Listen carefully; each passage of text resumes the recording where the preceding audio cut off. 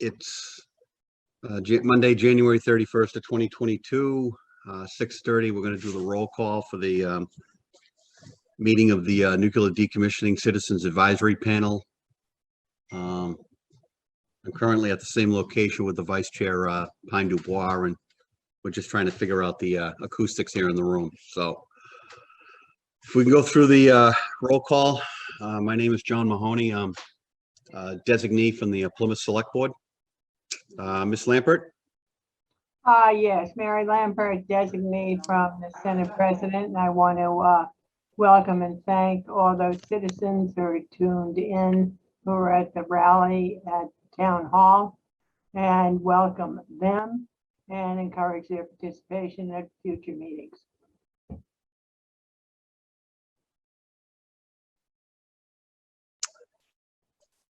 Mary, were you muted during that? I didn't hear a thing. I don't think so. No, we heard it, John. Yes, we can hear her. We can hear you, Mary. Oh, thank you. You want me to repeat for you, John? I'm not Perfect. sure he can hear us.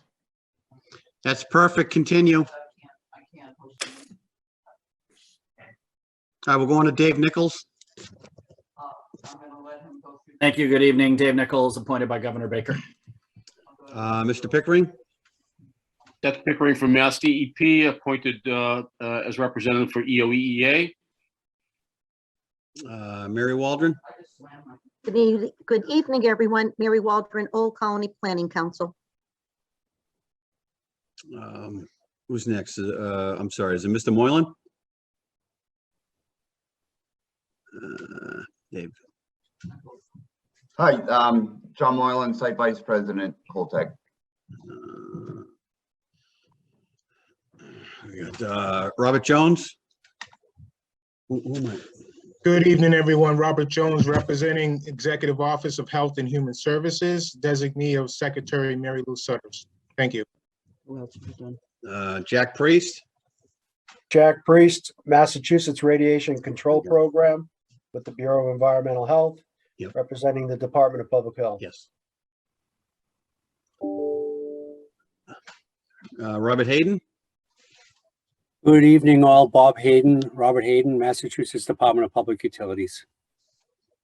Thank you. Susan. Hi, Susan Whitaker, representing the Executive Office of Housing and Economic Development, and Secretary Mike Keneally. Mr. O'Brien. Pat O'Brien, Holtec. Okay, and I think that's everybody, right? Oh, and with me to my right is Pine Dubois. Pine Dubois. Speaker of the House designee. I think you got John Viveros on there too, Mr. Chair. Yes, John Viveros. Okay, John Viveros. Thank you. Hi, John Viveros, representing the Massachusetts Emergency Management Agency. Thank you. You're going to have to sign out. I'm going to have to log on to host the meeting. So you have to tell them, give us 2 minutes, and you have to come over. Because we can't be both on a computer in the same room. Okay, this is just going to be a 2-minute intermission here. PAC Television called Pine up and said that the two of us can't be on individual laptops in the same room, so I'm going to have to log off. Pine will then re-log on again on her computer, and I'll go to the other end of the room and join her over there. So I'll see you in 2 minutes. I apologize.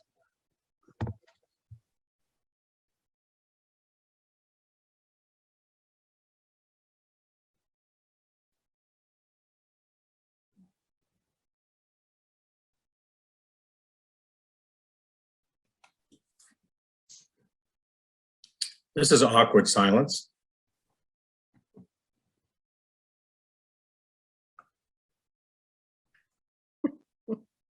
I feel like we need the Jeopardy theme.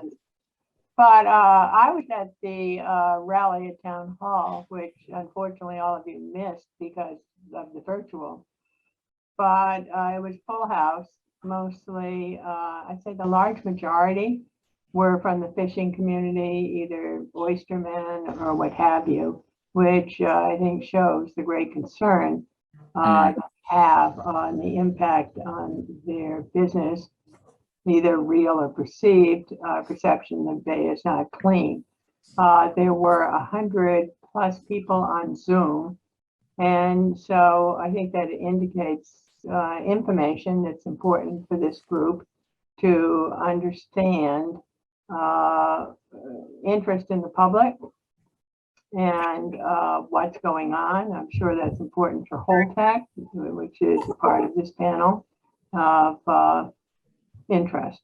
There were politicians from Markey and Warren to Keating to Moran, etc. There were our fishing community people, and there were state environmental groups and groups from Plymouth.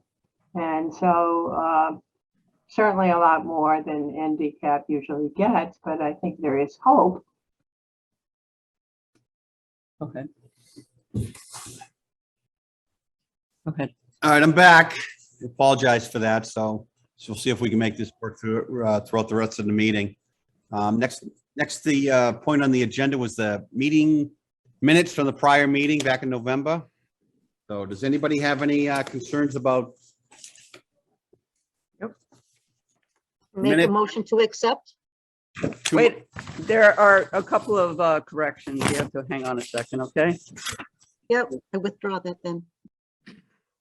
Where's my okay. We have everybody take a look, please, at the participants that were there. There were several people that weren't correct, that I have corrected. If I could find my never mind, I can't find it. And then Henrietta Constantino had a couple of suggestions. So is Henrietta on the line? These are hers.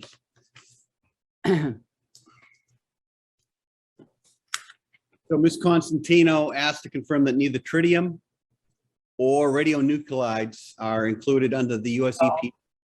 You were put on mute while you were talking. Are only regulated by the NRC. Mr. Priest responded that radionuclides are under the authority of the NRC. And then the second thing that Ms. Constantino wanted to do was during public comment, Diane Turco asked whether the NRC is aware that Holtec has already been charged and found guilty of fraud and bribery in the United States. Ms. Turco. So it's just replacing Turco with a member of the public named Diane. So it was clarifying that. In addition, we had in attendance, John Drumbisky from ERM, Mike Jackman from Congressman Keating's office, Dave Noyes from Holtec, Ben Thomas from Senator Markey's office, Rich Rothstein, a former NDCAP member, as well as 17 members of the press and public attended virtually. Are there any other? Yeah, Pine, it's Dave. I was not at that meeting, unfortunately. Are you listed? Are you listed? Yes, I was listed as present, but I was not there. Okay, we can correct that. Thanks.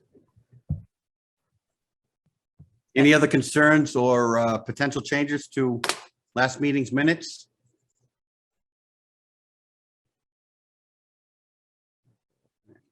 Okay, so now you can take them. Now you can take vote. All right, so there was a motion. Yep, I'll make that motion as with the additions that were added by Pine and others. That motion was made by Mary Waldron. So the minutes as amended. Is there a second to the motion? Second.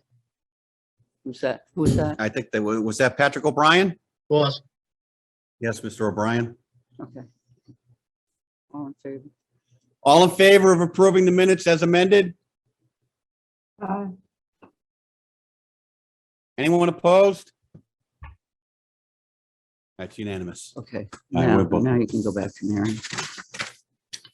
Apologies.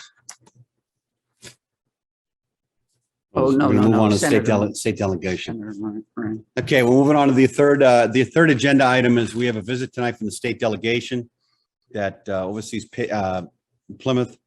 We have Ms. Kathleen Natra is here, which I believe is the 12th district, 12th Plymouth district, representing pretty much northern Plymouth and Kingston and a couple of other towns. We have Matt Muratori, the first representative, state representative, first Plymouth district. And then last but not least, we have State Senator Susan Moran, who handles Plymouth and Barnstable district. So without further ado, I'll hand it off to, I believe, Senator Moran. Thank you, Mr. Chair. I am very grateful for the opportunity to speak. I will be short, and I would ask before I hand it over to Rep. Muratori, because Representative Lenatra is in a vehicle. We're not sure if she'll be able to speak, but her sentiment is with the delegation. If I could give my last minutes to Jim Cantwell as requested by Mike Jackman, if that were to be allowed. I'll let you consider that as I start now. So again, thank you very much for this opportunity. It's wonderful to see you all. I wish we could be in person. I'm here, as I mentioned, as representing the two members of the Plymouth delegation with me. But I want to just look at the fact that recently, under pressure from especially our federal delegation, Senators Markey, Warren, and Congressman Keating, as well as by reason of concerns raised by my office and my colleagues in both the Plymouth and Cape and Island delegations, Holtec agreed not to dump 1 million gallons of radioactive material into Cape Cod Bay for the year 2022.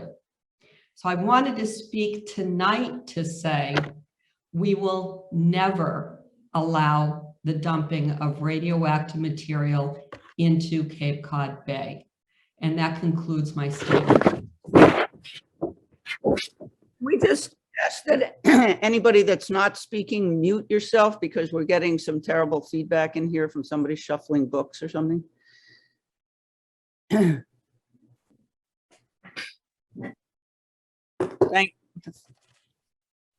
you. Senator Moran, thank you very much. Mike Jackman might have something to say. Matt, are we handing this off to you now? Did you want to, I don't want to put you on the spot. Did you want to say anything? Or No, I'd just give a brief update of our meeting last week.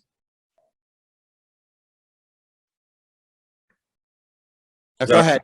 Is that all right, Mr. Chair? Okay, thank you so much, Mr. Chair. I appreciate that. Good evening, everyone.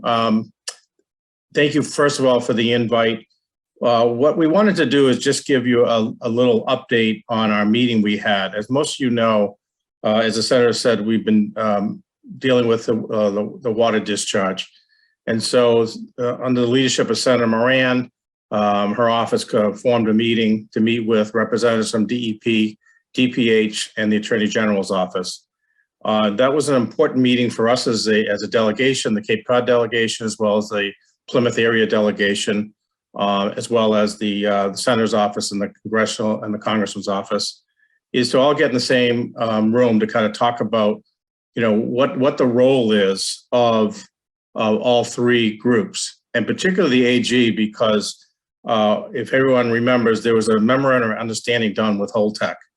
And so we wanted to try to get an idea of how the water discharge falls under the memorandum of understanding. And we spent about an hour listening to representatives, and some of them actually on this Zoom meeting right now, actually. And I think it's fair to say that we need to continue to have some discussions with them.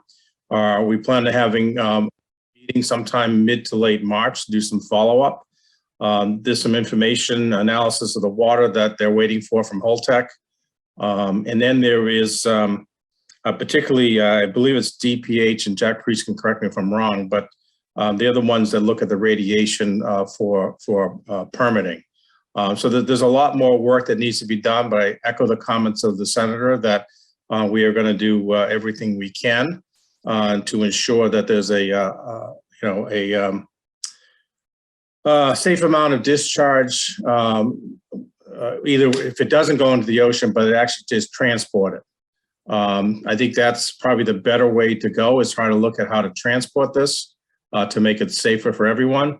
But let's be realistic about it. When you're dealing with radiation, nothing's really safe.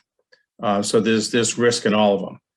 But we do have a great concern with the marine fisheries, in particular the oyster bays along Plymouth and Duxbury, and the ideas of what happens in the sediment with whatever is in that water.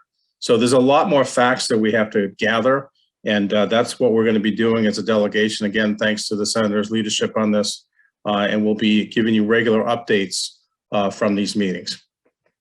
And that's my update, Mr. Chairman. Thank you, Matt. Mr. Chair, if I might, my request to give some of my time to Jim Cantwell from Senator Markey's office apparently requires he be made added as a panelist. So you and I both know I'm no good at technology, but that's the note that I received. So I leave you that consideration. No, Jim Cantwell. We're looking for him. Tell him. Yep, Senator, you're still probably better than me with the technology. So I can't- Pine right now is looking for him in the search. And you know that he's called in right now or logged in? I received a text and also he put it in the chat, so I believe I'm correct. Cantwell, Jim Cantwell. He's calling and it might be a phone number.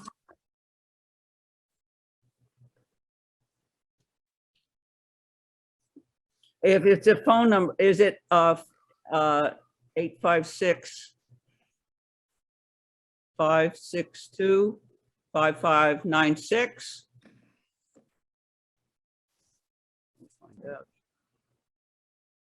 Is this Jim?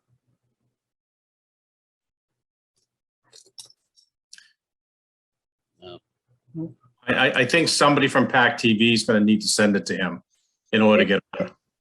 Is he calling in from a phone? Do you know? There's a Ben Thomas that has his hand up. You may want to ask him. Yeah, Ben, is Ben on? Oh, Ben Thomas I can let in because I see Yep. Ben. There you go. Hang on a minute. Looks like whoever's on the phone is on mute.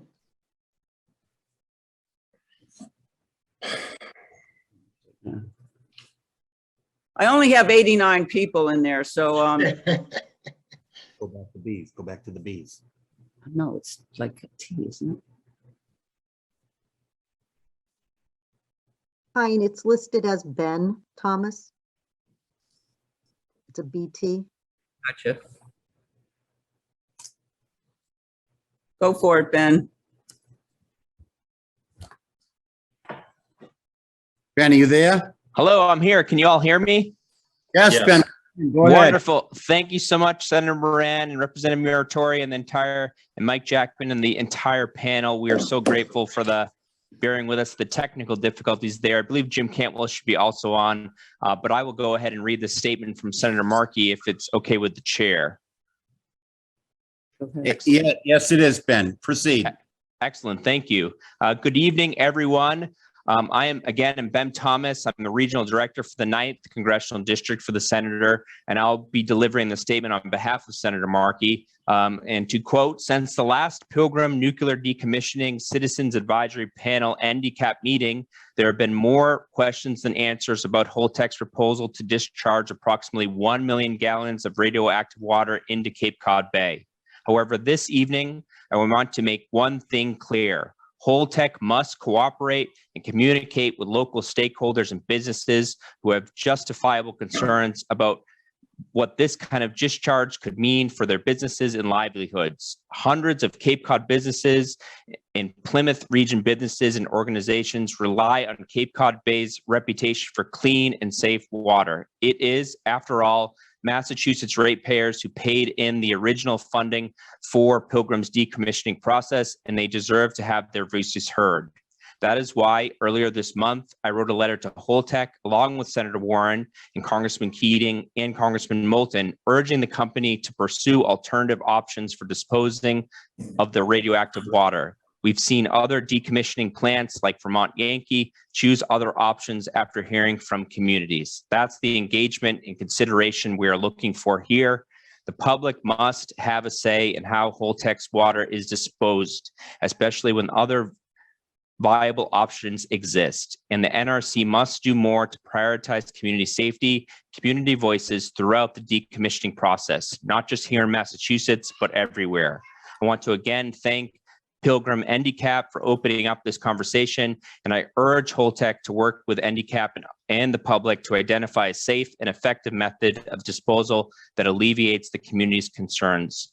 As the chairman of the Senate Environment Committee and Public Works Subcommittee on Clean Air, Climate, and Nuclear Safety, I will continue working to make sure that safety, security, and sanity are prioritized in how we deal with nuclear products. Thank you for the time. You're welcome, Ben. And would it be possible for you to email along that statement to the committee? Yes, sir. I'll send it right along to Pine. Thank Okay. you. All right, Ben, I appreciate that. Thank you. Ben, you're on there, you're on the call list a couple of times, and we allowed the other one to talk, assuming it might be Jim. And I believe that could be Jim. So you could turn it over to him, or I've just read the senator's statement. So I think we might be all set. Okay, great. Oh, okay. All right, wonderful.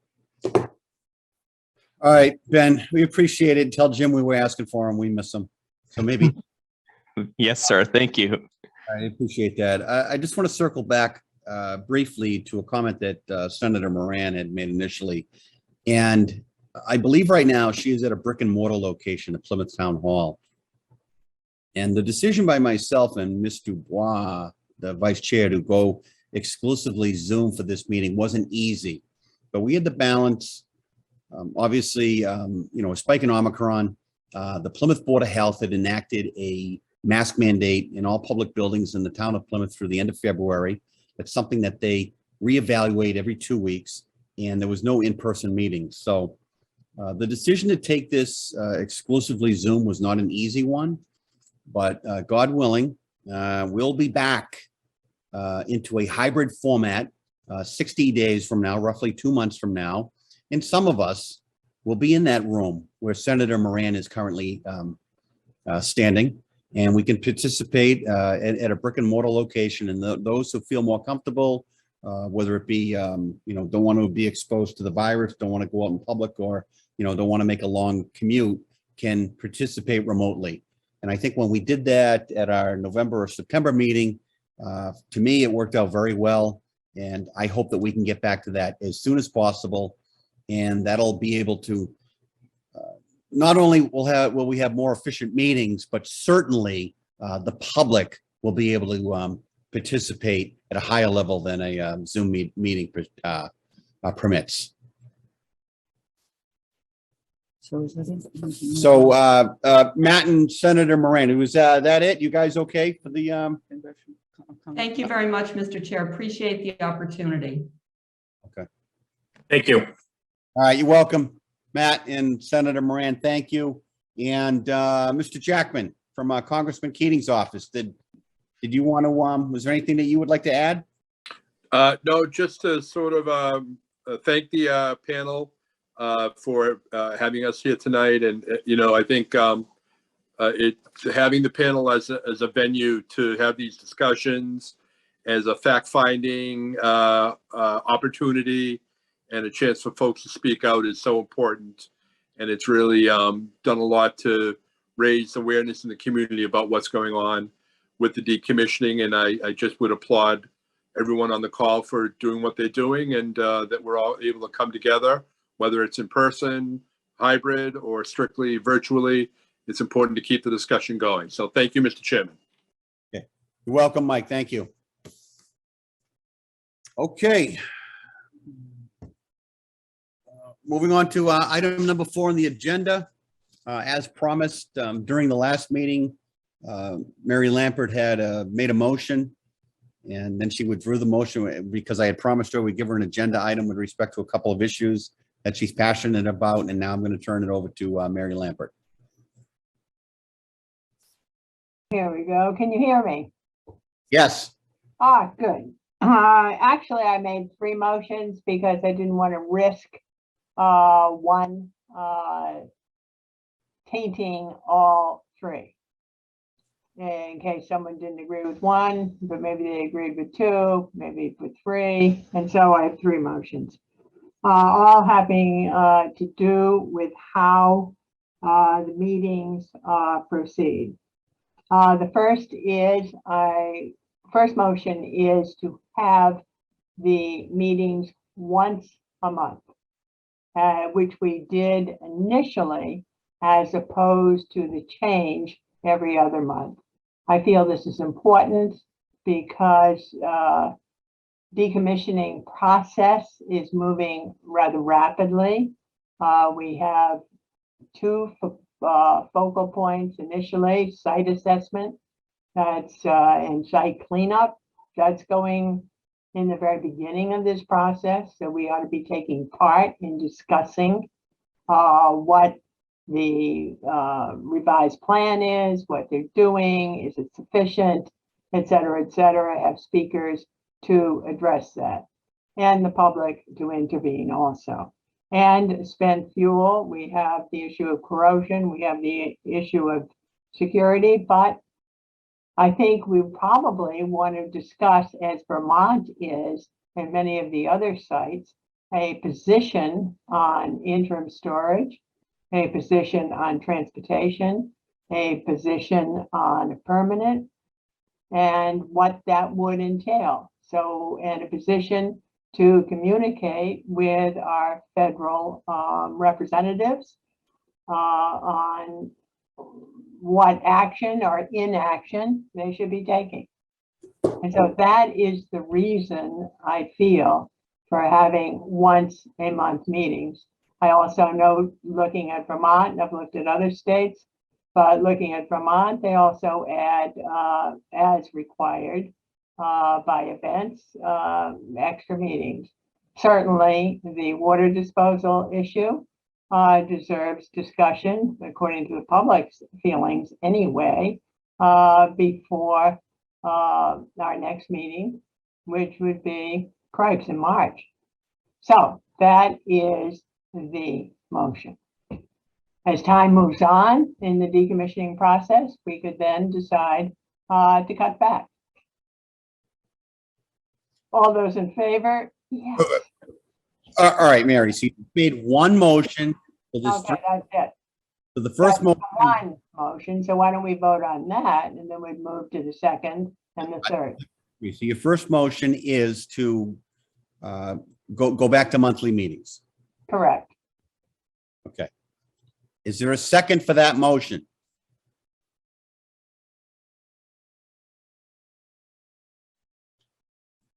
All right, hearing no second. There's no motion, there's no action. Okay, then we'll move to 2. 2.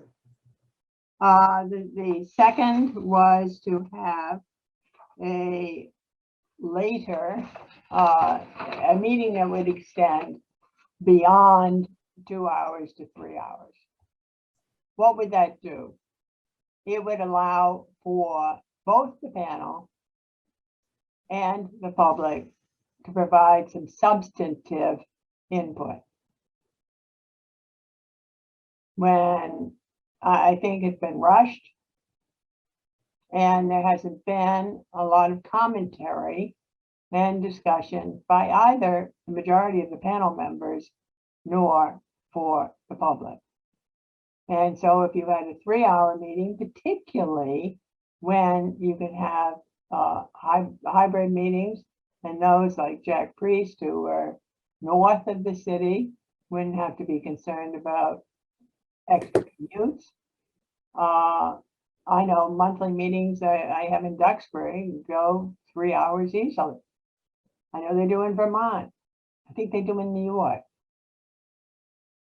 Is there any reason why it has to be 2 hours? So anyway, that's the motion, to extend the meeting, particularly if you were going every other month, to an hour, to an extra hour. So 3-hour meetings, that's a motion. Okay, so there's a motion on the floor to take the meetings out to 3 hours. Is there a second?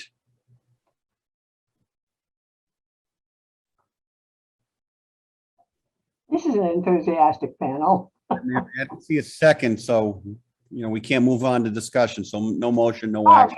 the third motion is to have more extensive public comment.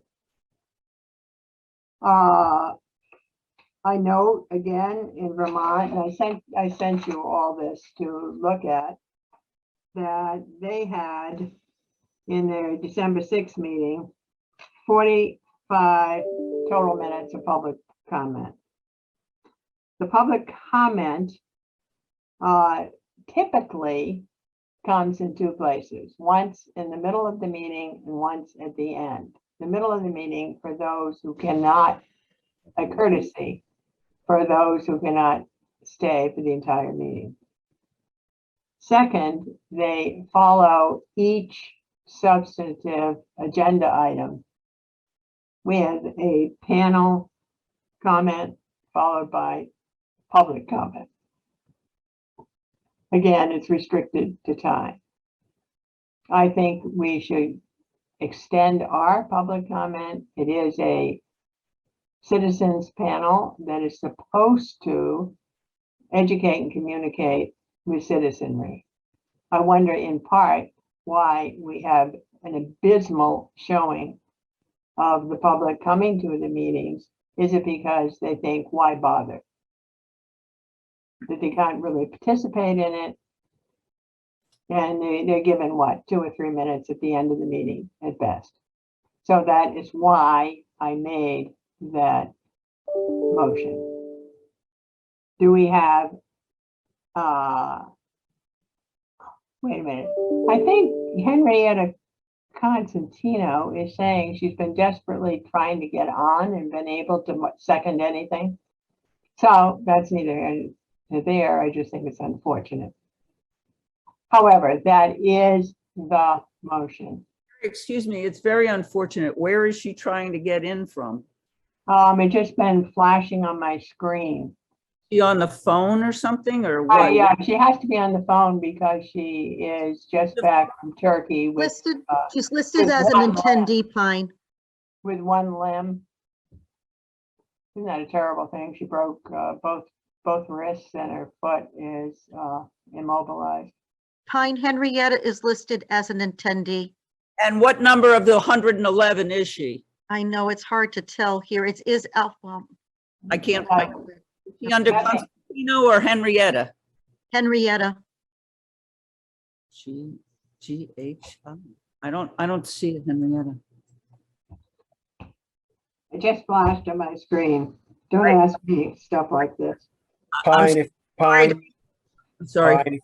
Pine, if you click the participants button and then there's a search bar, you can type Henrietta's name in there and it'll bring her up. Yay for Jack and his technology. You're right. Am I showing I'm almost 80? He's in. Add Henrietta.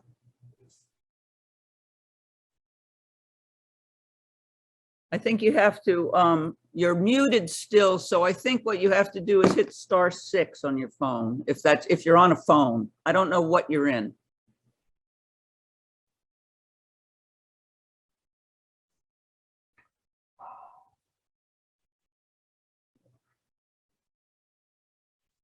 I'm promoting you to a panelist. Let's see if that works.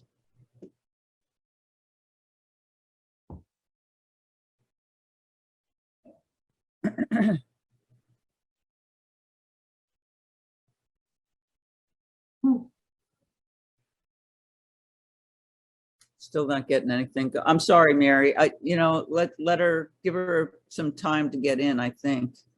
Mary. I see. She's declined to be promoted to a panelist, so nothing I can do at this point.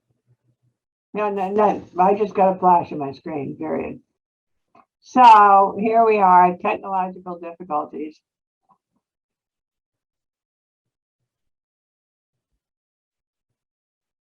Henrietta, if you're on the phone, click *6 to talk.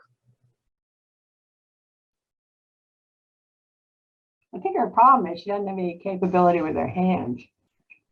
Okay, so Mary, I mean, that's so horrible when you think about it. Mary, continue. Well, I said what I had to say. In a situation like this,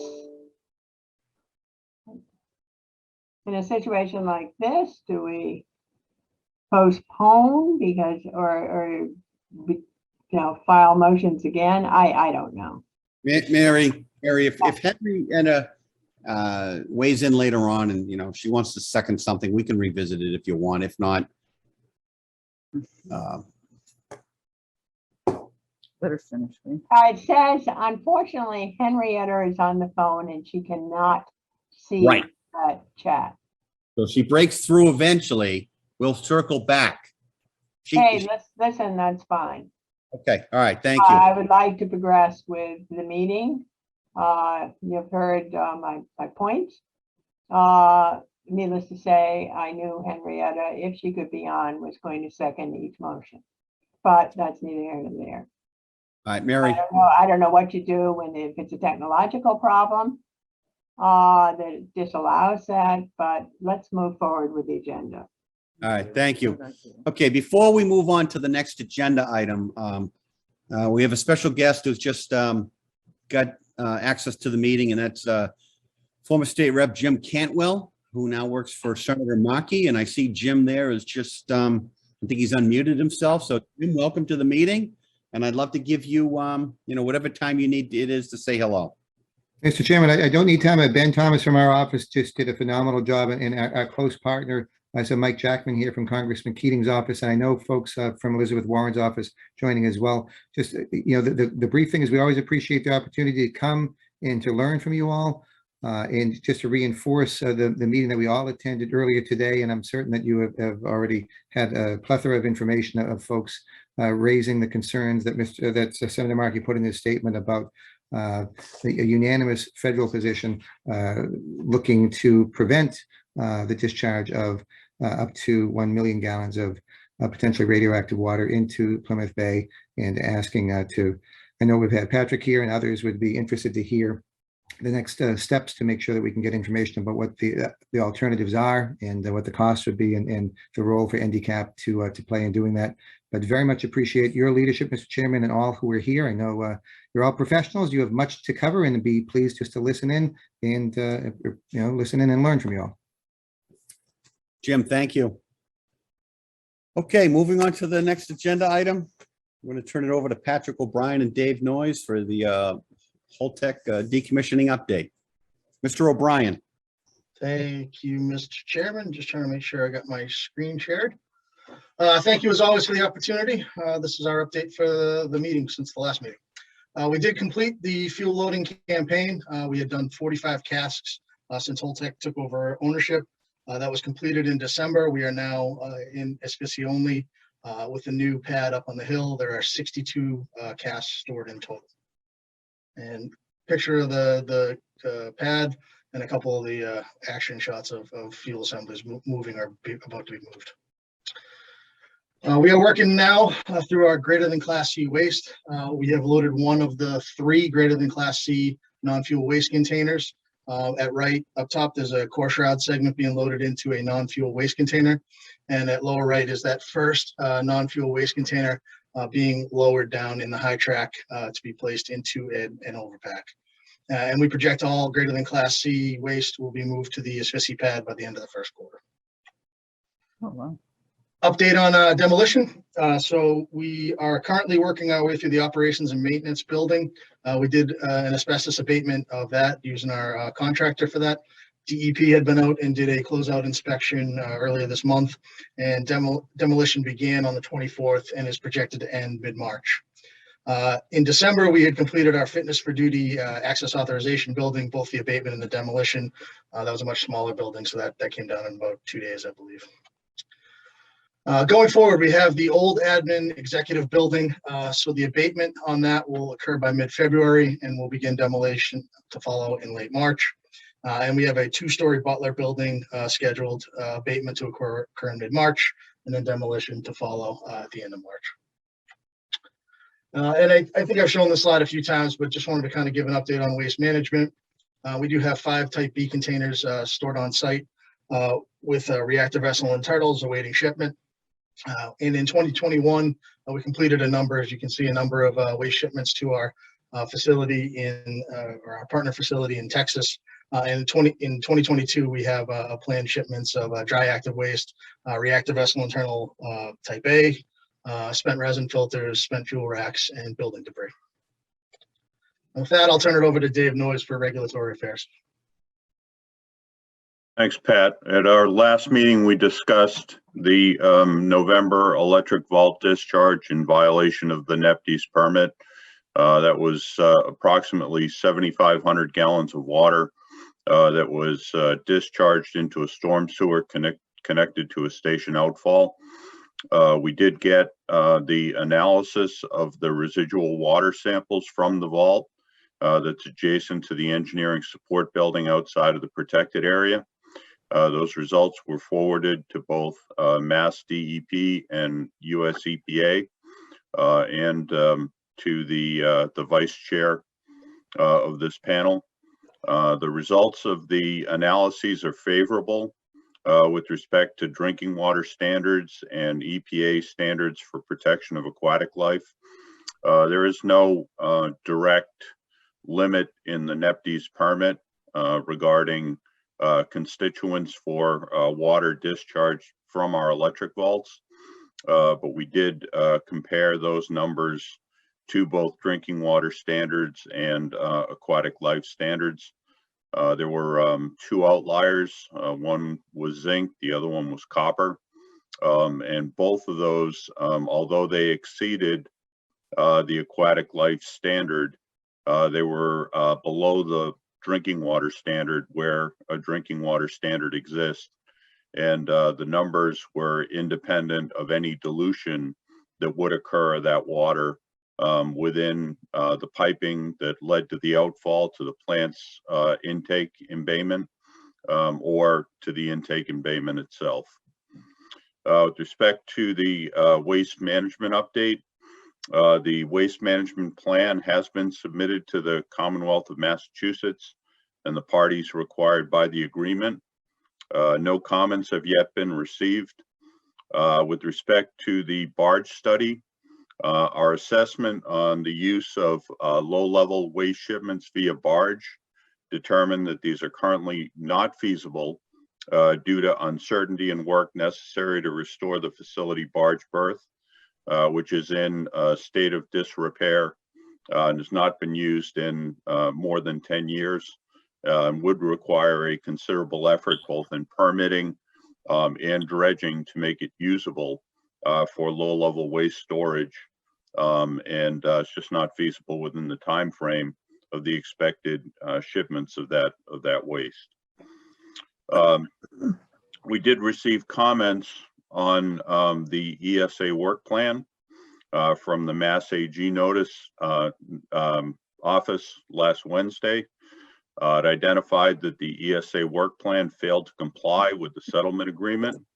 We are working with our LSP to review the feedback, and where any gaps exist, they will be closed within the 30 days required by the agreement. The next slide, Pat. These next few slides discuss the options for the disposal of water, the 100 million gallons that has been discussed already during this meeting. Million gallons, Dave. Million gallons. Million gallons. Thank you, Pat. I didn't want to give everyone a heart attack. I appreciate it. Thank you. So it's important to discuss, first of all, the effects of ionizing radiation. So we have that as a foundation. According to the Environmental Protection Agency, individuals receive approximately 620 millirem of radiation annually, and that's both from natural and man-made sources. The NRC has set a safe limit to a member of the public from nuclear power plant operation of 100 millirem, while the EPA standard is 25 millirem. These are based on science, and when you look at the amount of radiation that is received due to operation of a nuclear power plant, it is typically less than 1 millirem annually. And that's compared to some other sources like exposure to radon of approximately 228 millirem. And when I say that the safe limits are based on science, they're established using all the constituents for radiation exposure, whether that be from marine life that has been exposed to radiation, from environmental discharge being ingested by humans, either through shellfish or fish or plants, or direct exposure, or even milk producing animals. Next slide, please. So the origin of the water, essentially during the time that the plant operated, the water was maintained in the plant's condensate storage tanks. In order to prepare for refuelings, that water was used to flood up the reactor cavity, the dryer separator pit, and connected to the spent fuel pool. When the refueling activities were over in the 2-year operating cycle, that water would then be treated, be purified, and it would be returned to the condensate storage tank. It's water of very ultra pure standards. That water was used for reactor makeup, so it was maintained in ultra filtered and an ultra pure standard. The historic releases over time from both liquid and gaseous sources from Pilgrim have averaged 0.12 millirem annually.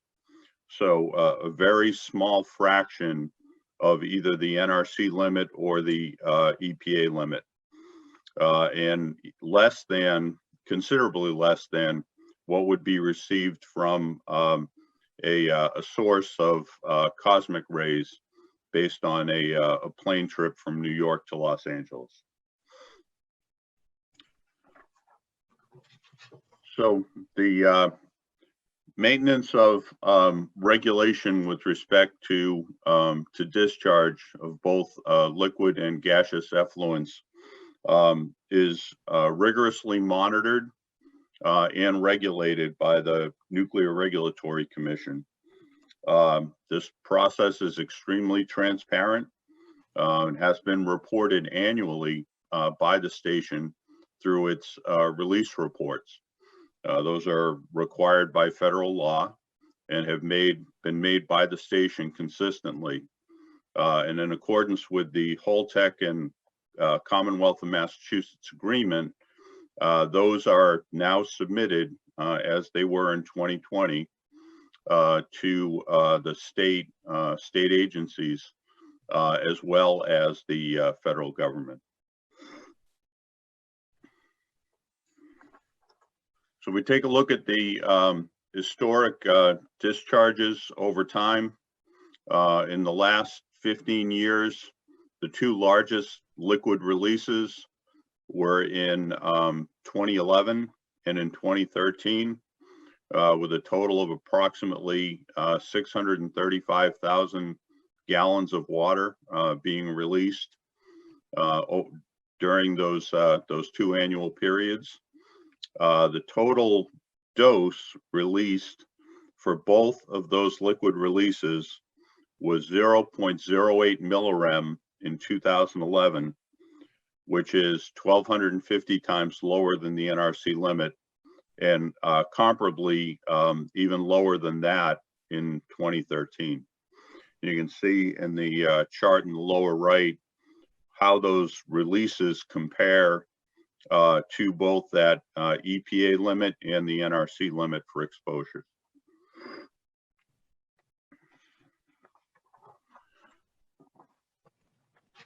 So with respect to disposal of the water, there are practically three options.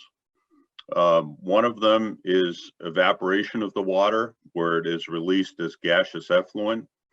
The second is through treatment and discharge under NRC regulation. And the third would be to transport the water to be evaporated or treated and then ultimately released in a similar process to what the site would use. There has not been a decision made yet. We are evaluating all of our options during this year. We're in the process of taking water samples to determine water quality. That will help us to best inform the decisions with respect to our to the options that are available to us. And we are committed to evaluating all those options and transparently communicating those both to this panel, to our stakeholders, and to the public. It's important to understand that the option of either evaporation or trucking is going to likely result in significant expenditure and use of fossil fuels in order to create the energy necessary to either transport the water or to evaporate the water, as the energy in the spent fuel pool is no longer sufficient to be able to create significant evaporation on its own. So I do want to just reiterate that no decision has been made. We are actively evaluating all three options, and the decision will ultimately be made based on science. So, you know, we will look at exactly what the implications are of the three options and make a risk-based decision based on our analysis of those options. Back to you, Pat.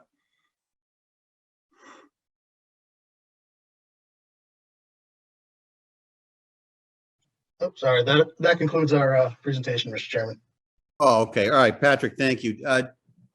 Dave, can I just ask one quick question on that last slide before we turn it over to the panel? No, the IWG is next, Okay. which would let Jack go. Where do you want to go? Well, excuse me, Pine. I think this is an important issue for the public, and I would hope for all the members. Go ahead. All right, Dave, can you hear me? I can. Sorry, just one quick question on the last slide. See how it says, you have it in bold, Pilgrim has evaporated over 680,000 gallons of water over the past 2 years. Would I be oversimplifying if I said that basically you were able to evaporate 340,000 gallons a year, and that if you had 1 million left over, it would take you 3 years to evaporate the last what you have? Is that an oversimplification of the evaporation process? It is, John, because of the heat that was being generated by the fuel assemblies. So a large portion of that evaporation was front end loaded when we had the largest population of fuel assemblies in the spent fuel pool.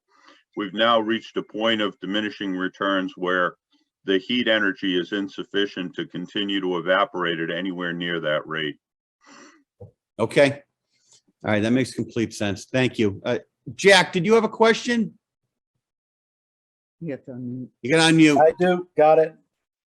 I have a couple of comments. So I appreciate the information from Holtec, but as a person that deals with these limits every day, I think that we're doing a little bit of cherry picking. So what I'm asking Holtec to do, and I'll just give you one example. So your liquid effluent limits are from your Appendix I at Part 50 are 3 millirem a year, and from your technical specs, not to exceed 1.5 millirem per quarter. So picking the number 100 or 25 to compare it to is not the best number. That's not what your most restrictive limit is. It would be useful to the panel if you guys provided for us at the next meeting a chart of the limits that you're following as we're assessing what is the right strategy to manage this water. And my second point is to, it seems like we're discarding transportation rather quickly, because we're saying, well, it's going to take a lot of truck trips and we're going to have to use fossil fuel to manage these trucks.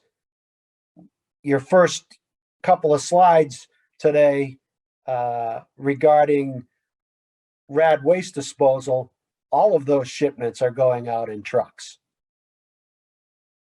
So if it's so expensive to do trucks, why wouldn't we have the same argument about low-level rad waste that's going to go on the road?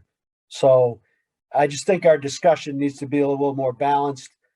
We're making a lot of assumptions, I think, on both sides of how this is going to be managed.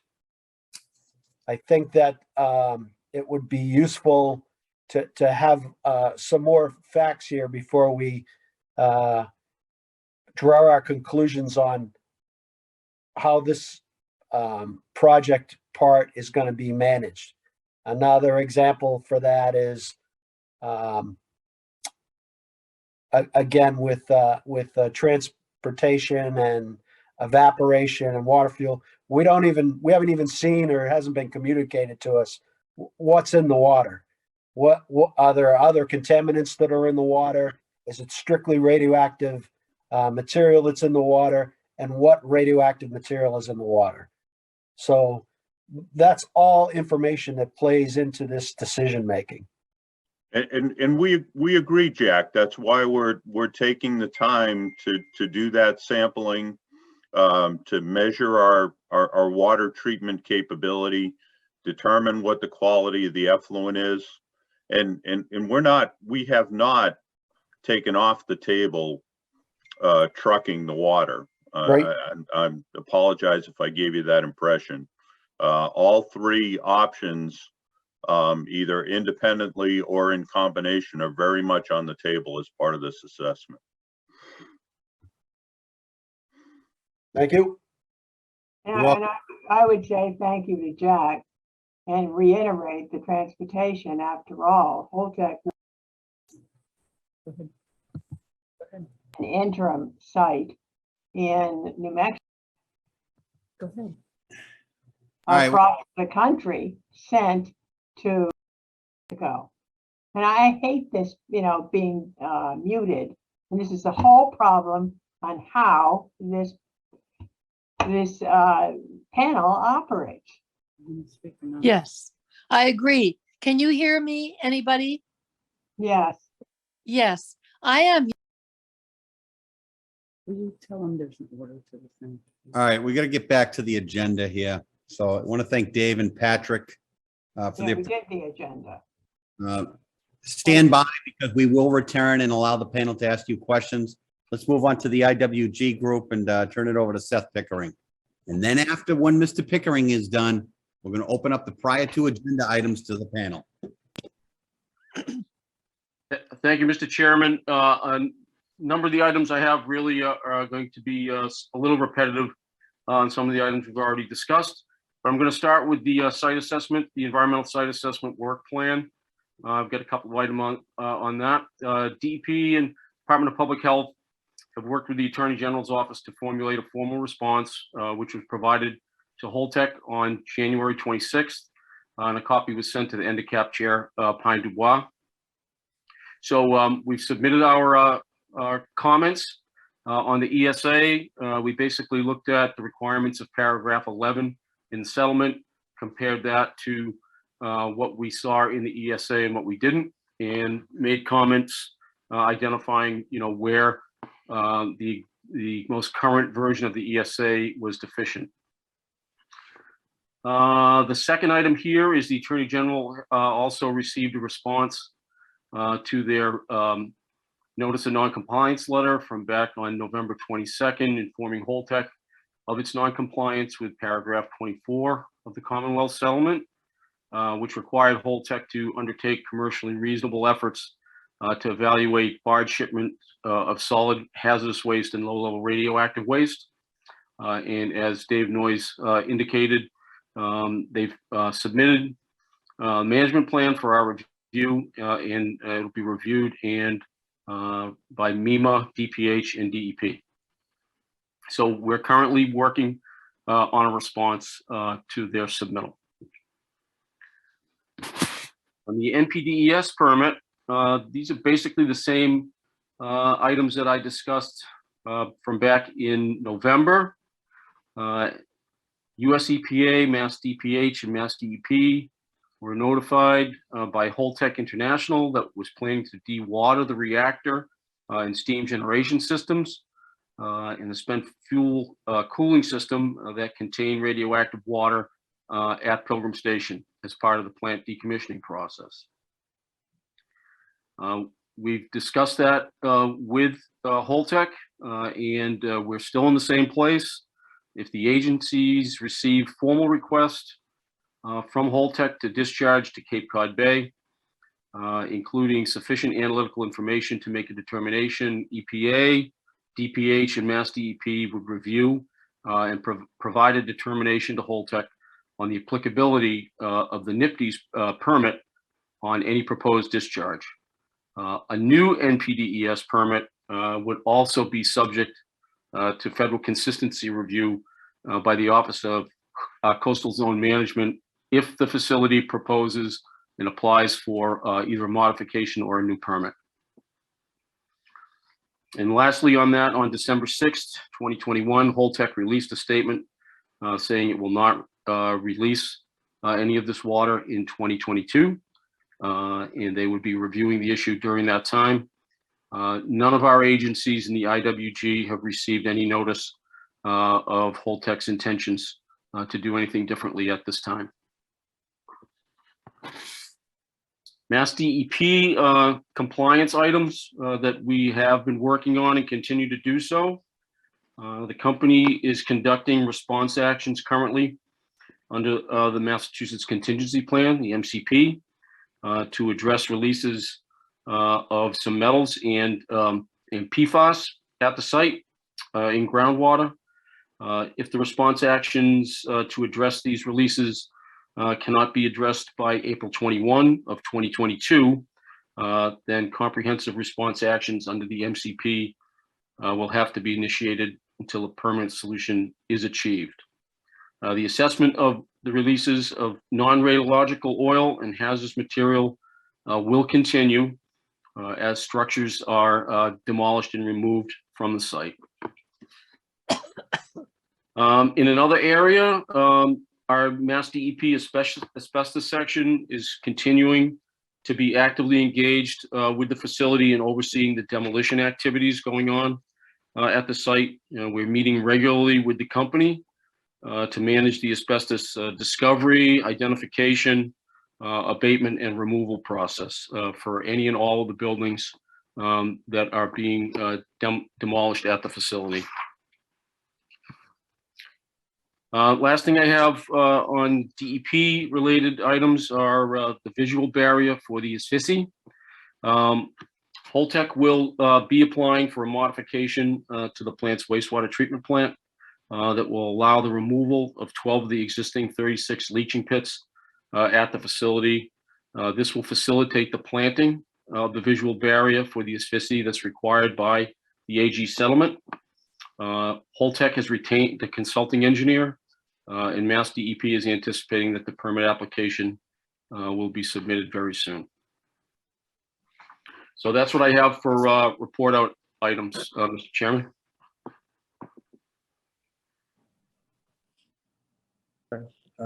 Thank you, Seth. So before we open it up, Jack, did you have a question? Your hand is still up. Sorry. I do not Okay. have a question. Okay, so any other panelists have questions for either Seth, Patrick O'Brien, or Dave Noyes with respect to the prior two presentations? Mary Lampert. Yes, I have multiple questions. One, Jack, well touched upon was in the discussion of any downside of transportation. I find it a bit hypocritical not to mention that Holtec wishes to have an interim storage site of spent fuel and to have spent fuel trucked from sites all around the country. But that supposedly has no problem with transportation. As Jack pointed out, there's been a lot of waste sent to Texas. Again, no problem with transportation. And so it seems illogical that transportation is brought up as a potential downside, and also that it is not brought up that if there is perhaps a spill on the road, that can be cleaned up. But you cannot take the radionuclides out of the bay. That's number one. Number two, based upon Mr. Noyes pointed out, and that was a very good presentation, that the amount of radiation is going to be based on science. I'd like a date of the science. Is it based on 1991 documents and what the understanding of health effects, or is it based on the most current national academies? Because as we all know, the state went to a 10 milligram cleanup based on beer 7, as opposed to based on earlier. And is the science also inclusive of the effect on the economy here, the perception and reality that the bay is no longer clean? I think those are points that have to be brought forward. In addition, when we're talking about dumping versus another option, one wonders why Vermont Yankee chose to request to send 2 million gallons of radioactive water out of state, and it wasn't chosen here. My last point, because I know others would like to make a point, I know that now we know that Holtec is planning to analyze the water, but there's an old statement, test and rely and verify, rely and verify. And I would like to see Mass Department of Public Health and DEP to also analyze that water, to be able to take split samples and their own samples to determine what actually is in there, what radionuclides are there, their half-life, blah, blah. I think that's important because we have seen in the past when Holtec talks about past radiation that has been dispersed into the environment, what really that requires is a belief in the licensee's own sampling, own monitoring, et cetera, et cetera. We know in the past that Entergy took very few samples. They analyzed its own samples at their very own laboratory, Fitzpatrick in New York. They wrote up the analyses, and that is what NRC looked at. So I trust, obviously, our state, and we want our state to do the sampling and verification. And thank you very much. Can I add? Go ahead, Jack. Yeah, so Mary, again, thank you for giving me unfunded work. But I trust you.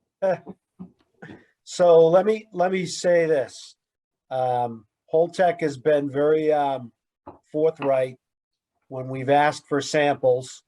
We've set up some split sampling protocols for the work that they're doing in the various phases on site. We have a long-standing partnership with the tritium groundwater monitoring and those sample results. So I have a very small lab, but we do have the capability to do that analytical work. We do trust but verify. So I didn't want the panel members to think that Holtec has not been a good partner when we've asked for samples to be split and then to do results comparison. And so far, that has worked out really well. So when it gets time to do the analytical work on the spent fuel pool, I would expect Holtec to offer that same opportunity for us should we choose to do some split samples on that analytical result and compare our results. Now, I only do that for the radiological part. I don't do chemical analysis or that part of constituents of whatever might be in the water. But I'm just emphasizing to the panel that is something that we ask them to provide. And so far as we've been working through this project, they've accepted our questions and provided whatever we've asked for. Well, let us know whether you've asked. Okay, all right, Jack, thank you. Robert Jones, see your hand up? I do. Thank you, Mr. Chairman. And Pat and Dave, thank you for the continued updates with regards to the decommissioning process. It's very, very helpful. And I just want to take a second and follow up on the chair's question a few minutes ago with regards to evaporating the water. I had a question, and maybe you can give us this information in the next meeting, but I understand that with the heat assembly gone, evaporating will be a bit more timely, but do you have an estimate, or could you provide an estimate on how many gallons could be evaporated going forward on an annual basis? So the panel has that information. I think that would be helpful, at least for me to know. And I know there's been a lot of concern and communication recently since the announcement on dumping of the water. And thanks again for that presentation. It was helpful to know that, Holtec has been dumping water and the amount of water that's been dumped. But I would like to know, if possible, and again, you can share this in future updates or when you have the information, but the actual number of times has the company dumped the water? I understand the last 15 years you gave us 2 years with the amount that's been dumped, the largest amounts, but I would like to know how many times the water has been dumped in the past, and then how many gallons were dumped through those times. Again, that'll be helpful if you can provide that information.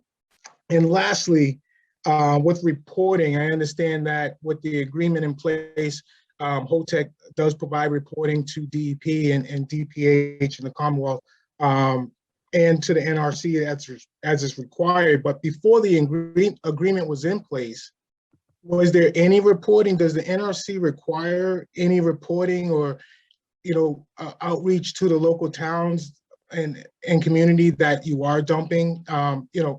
Again, just for our benefit and my benefit in particular, that information would be helpful to me. So thank you again, and thanks for these updates. It's really appreciated.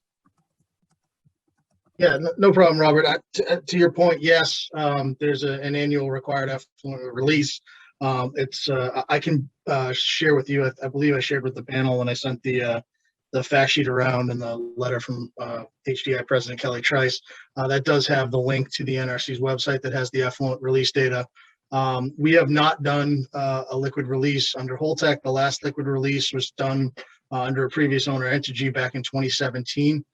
So there's not been a liquid release since 2017. We've managed the water, obviously, as we said, through evaporative means, using the heat from the spent fuel pool. So, but yeah, there is a requirement to report, and that fact sheet that I can get to you does have the last 15 years, the average release number of releases, and then gallons released in that year. Thank you. Okay. I turn it back to you, Mr. Chairman. All right. Thank you, Robert. Dave Nichols. Yeah, Mr. Chairman, thank you. A question for you, Dave Noyes. When you were talking about that accidental discharge, I thought you said that it exceeded the aquatic life standard, but not the drinking water standard. Did I understand that right? You did for zinc. Copper doesn't have a associated standard, but it did exceed the aquatic life standard for both zinc and copper, but not the drinking water standard. So I mean, I don't think a lot of people drink water right out of Cape Cod Bay. So it seems to me that the drinking water standard seems to be maybe less important than the aquatic life standard. Do you have an estimate of the damage that might have been caused by the exceeding the aquatic life standard? Now with in other words, it would be the same as taking the tap water and running the tap water into the ocean with respect to its impact on aquatic life, and with the amount of dispersion and mixing with both the water that was in the piping and the water that's in the intake embayment prior to it contacting any aquatic life, there wouldn't be any appreciable indication of any harm to any aquatic life. So is there, I mean, I know that, is there a risk for aquatic life from the spent fuel discharges and the 1 million gallons that are kind of in question here?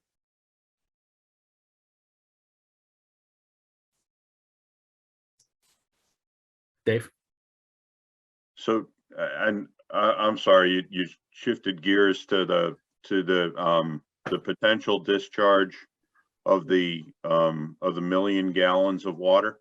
Yes, I'm just curious. I mean, I haven't heard a lot of talk about the aquatic life standards in a lot of our conversations. And so that when you mentioned it with the accidental discharge, it piqued my interest in whether you're also evaluating how the remaining water that you want to potentially discharge would be impacted by that aquatic life standard as well. That would be evaluated against pollutant limits. Okay. So it's possible it could have an impact on aquatic life. We just don't know yet. Yeah, because we haven't completed the analysis of the quality of the water. Okay. I mean, I just think with that, we shouldn't just look at the drinking water standards. We should also look at the aquatic life standards, and I hope that Holtec will do that. I mean, I'm struck by when I look at your website, and you talk about innovative technologies and how you develop and implement innovative solutions to kind of overcome these technical challenges faced by your clients around the world, that you'd think of the people in Massachusetts as a client too. You got a lot of smart people there. And while it might be easier to dump the water into the bay, it just doesn't seem to make sense for a lot of reasons for you guys to do that. And I hope you'll really take that to heart. And I know you will. Yeah, we appreciate that, Dave. And to your point, I'll say the means that we use to evaporate 680,000 gallons last year are kind of innovative in the industry. It's not something that had typically been done in such a large quantity anywhere in a decommissioning site. So we do take that to heart, and I can appreciate that. Thank you, Mr. Chairman. Thank you, Dave. Move over to Henrietta Constantino.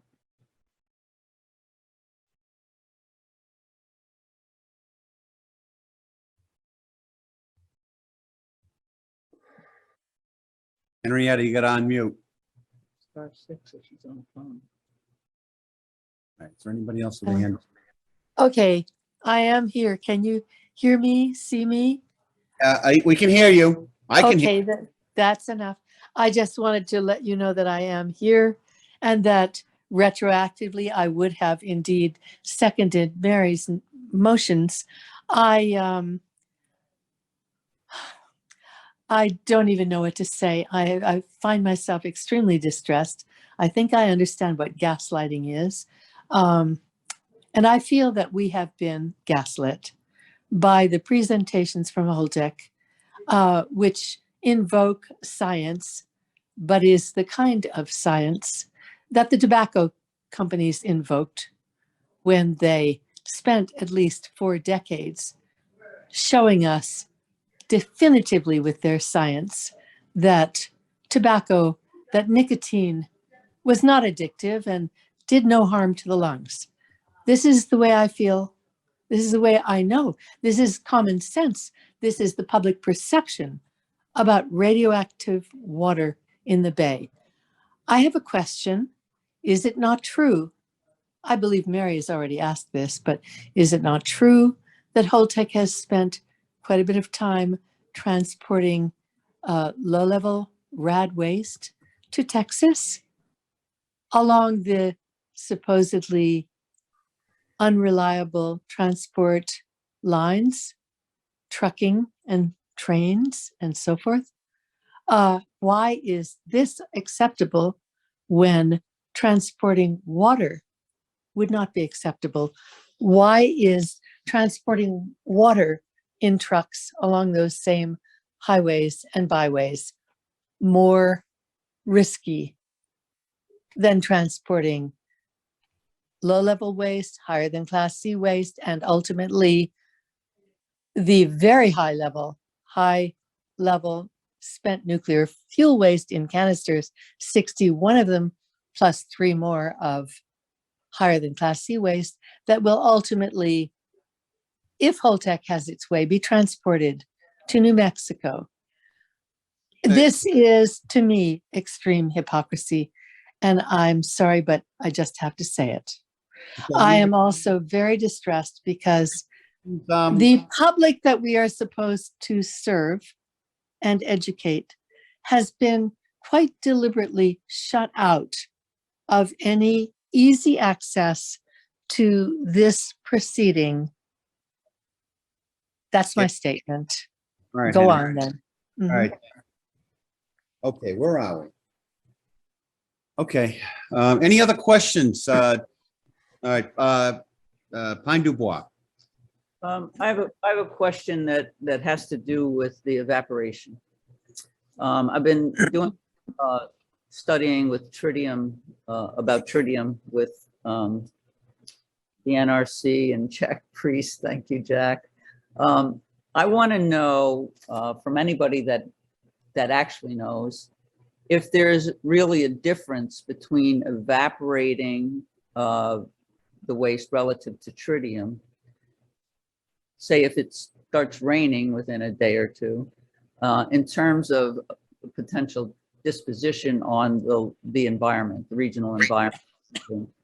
And it would be great if when people are not speaking, they mute themselves, because otherwise we hear every page turn. Yes, Pine, may I interrupt here and say, unfortunately, I don't appear on my own screen. I'm confined to a cell phone because my computer died, so that I have not only 3 broken limbs, but a missing computer. I don't know how to find myself and mute myself on my phone. I would do that if I could. I think it's the same *6, but I'm not positive, Henrietta. *6 or *9. Well, I don't even know how to get *6 and *9. I'm just seeing pictures of people. Mine is not among them. And I'm really just about ready to bail because of frustration beyond frustration. You're on the screen with your name. Your Yeah, name. it's not, but it's not on my screen, unfortunately. I don't even appear. You don't? There's absolutely no vision of me. Henrietta. Okay, Yeah. Pine, continue. Okay, you could mute me, please. Just mute me if you can. I can't mute myself. There you go. All right, Pine, continue.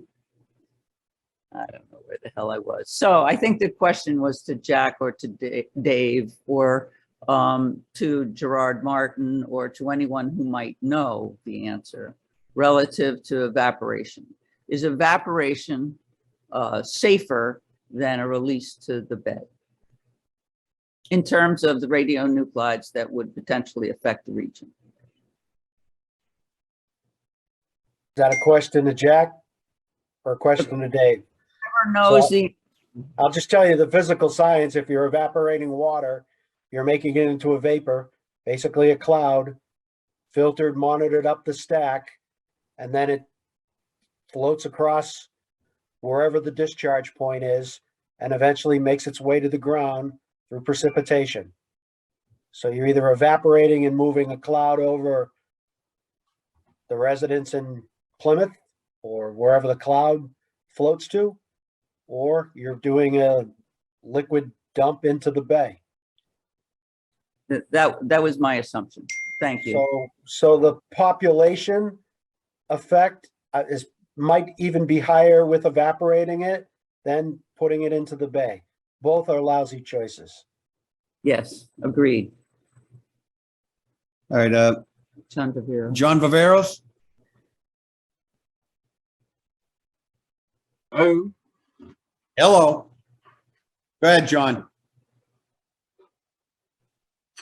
Stand by.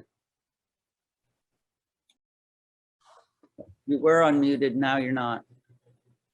There we go.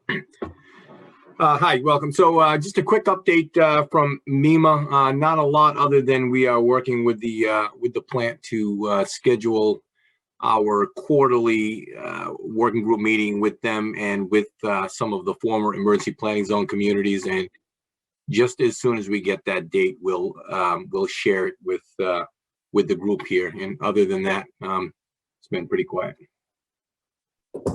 Thank God. All right, John, thank you. All right, anyone else on that other page? Oh, I don't think so. They'd be on the front. No. Okay, all right. So the public is now. All right, we're gonna move on to the next agenda item, which is opening it up to the public, so. We have 80, we have not Henrietta, but Patricia Stevie. Yeah, whoever you feel comfortable with, you've got Just control. just go down, just call Patricia. Patricia Skibby.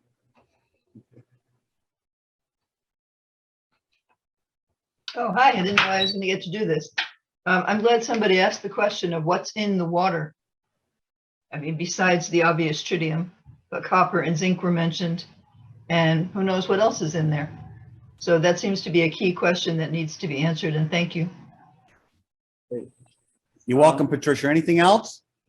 Not at the moment, thanks. All right, appreciate it. Thank you. You're welcome.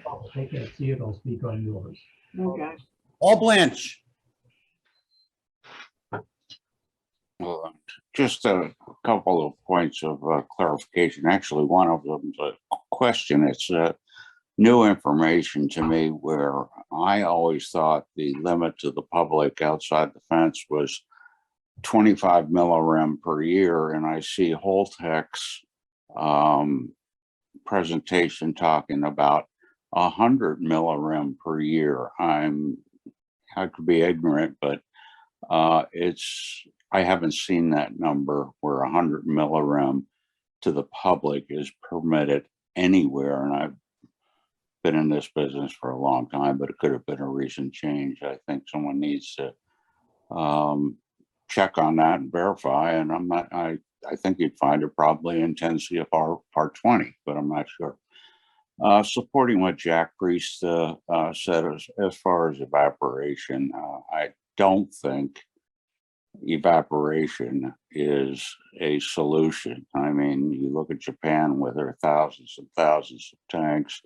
If evaporation was possible, it also happened at 3 Mile Island, they would be doing it. All it does is it puts the tritium in the air rather than in the water, as Jack said. Where's it going to precipitate out? Somewhere. We don't know where. The other thing evaporation does, it concentrates, the other solid elements like cesium and strontium. Oh. Where'd he go?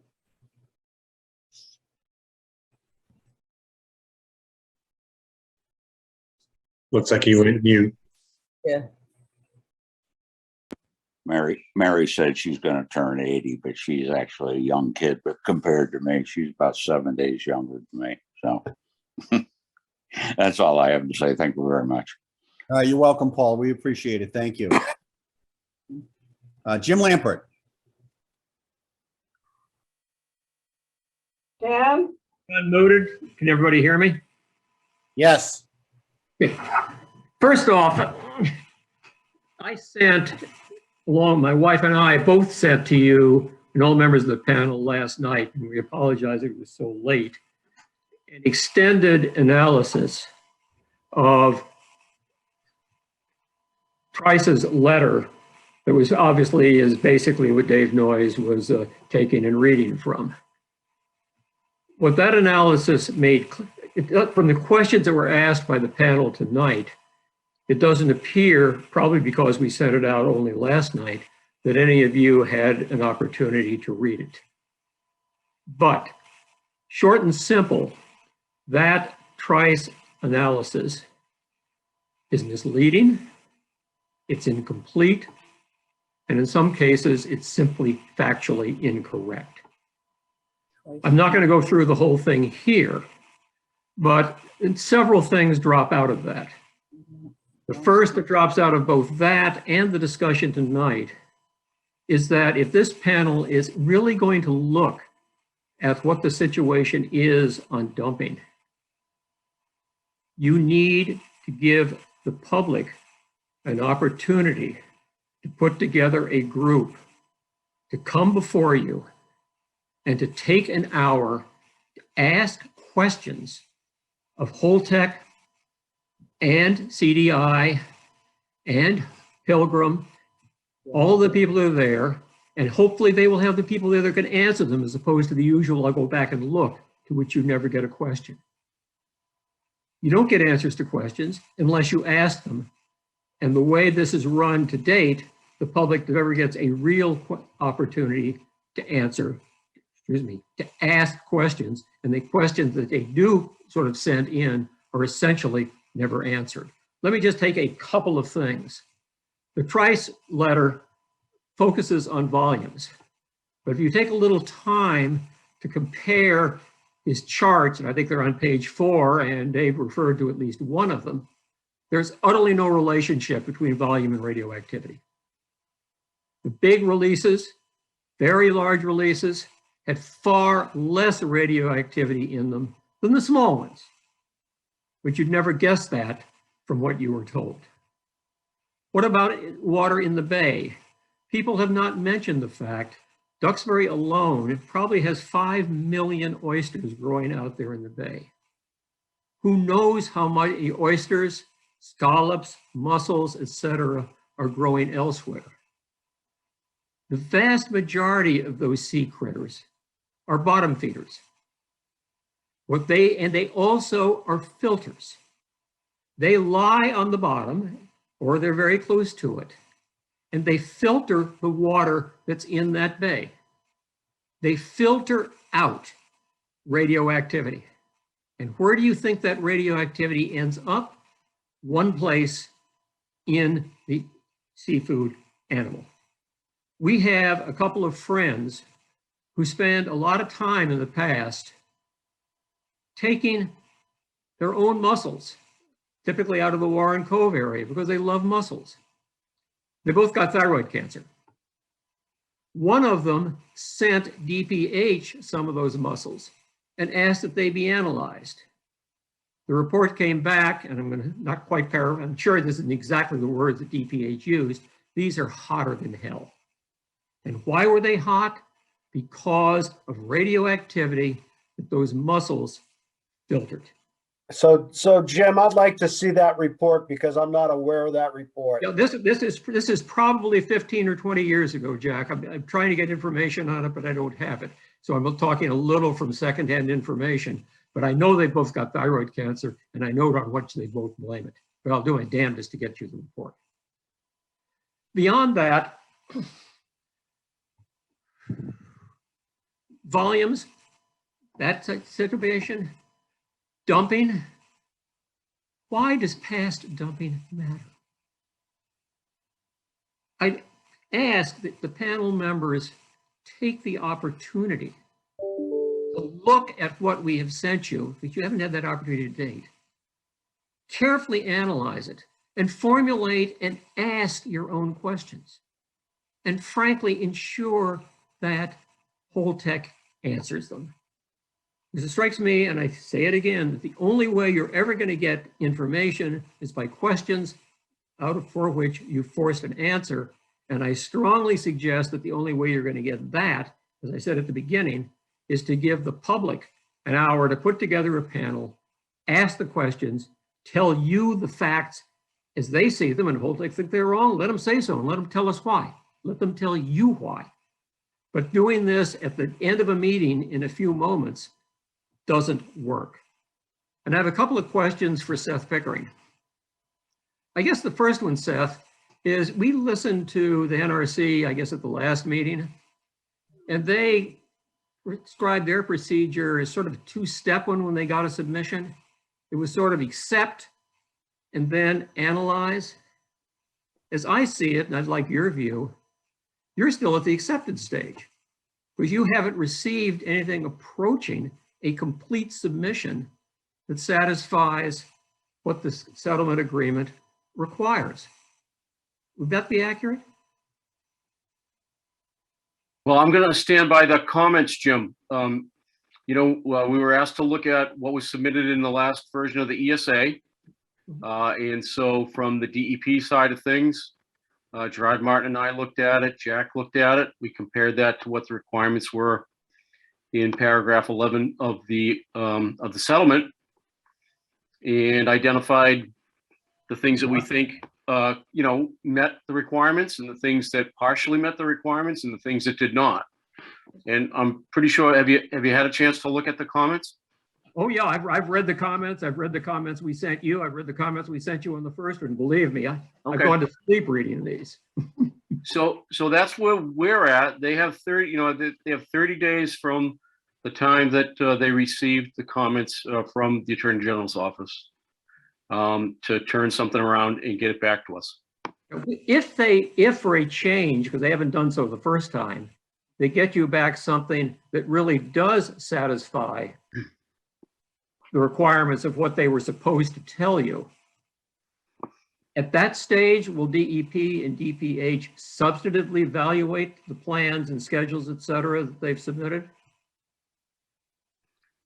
Well, that's a little hard for. You haven't been able to so far. Well, we're really getting going on getting certain things done over there. And so again, I'm going to say that for now, the comments speak for themselves. Holtec is, they're on the dime to respond to our comments and get us back the information that we've asked for. Moving forward, there's a bunch of work to be done out there that those comments will address. Well, the comments, as I read them, Seth, only said what they hadn't satisfied, which is to give you a lot of plans and schedules. I don't see that you had any information that gives you the ability substantively to review whether what they plan to do will frankly do the job. Well, so I hope you're going to get that. I'm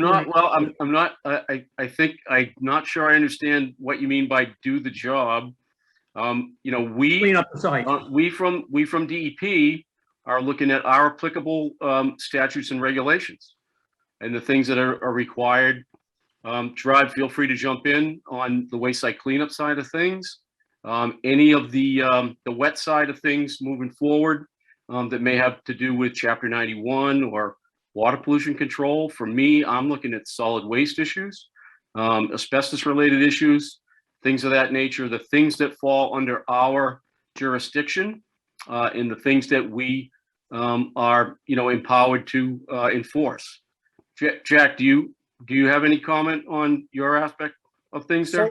Same, we're moving forward with that project. We're meeting regularly with Holtec as they review their schedule. They provide us information on next steps.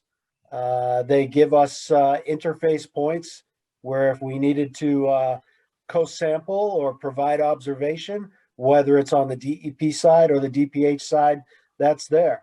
The issue with the comment letter that went over, I think there's some difference of opinion of how much level of detail needs to be included.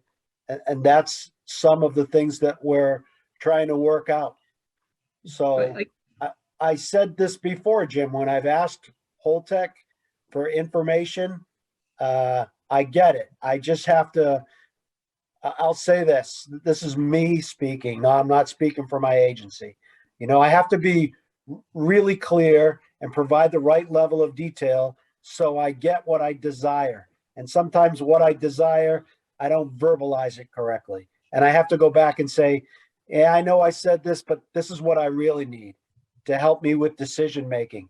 And as this project, I'll say, has started, the spent fuel aside, but the actual demolition and sampling work, you know, we're on the front end of this project.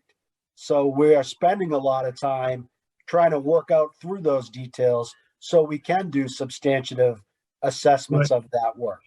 Yeah, I assumed that you were. Seth, let me just pick up on one. And anyone from Holtec can jump in and add their 2 cents here, so I'm not walking out on a plank, right? You guys just submitted that document. We provided comments back to you.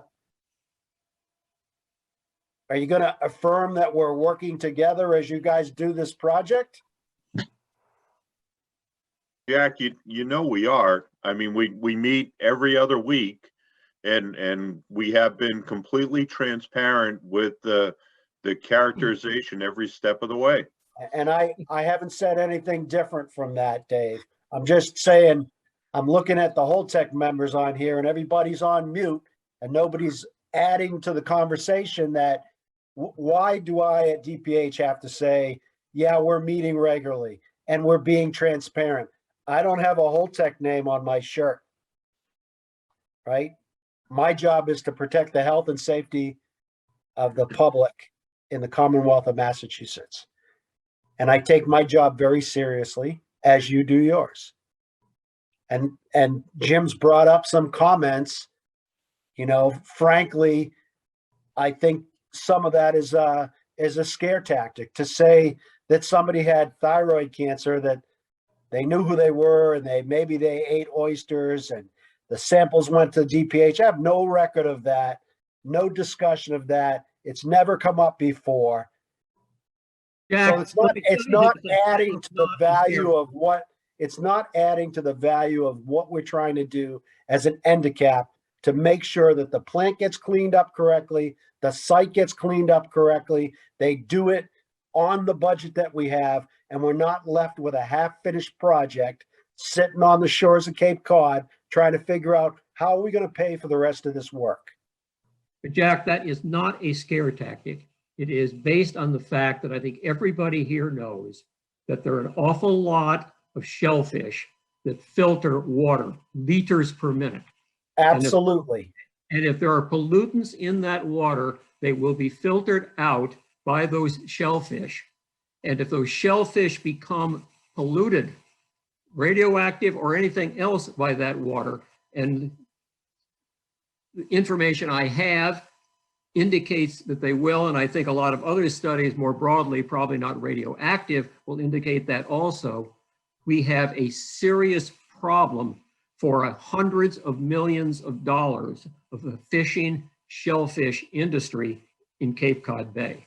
And I'm telling you, you can't draw that conclusion until Holtec provides us information on what's in the water. For years, we have been sampling fish, shellfish, lobsters in the discharge canal, not in Duxbury Bay, in the discharge canal, in the point at which liquid waste discharges took place.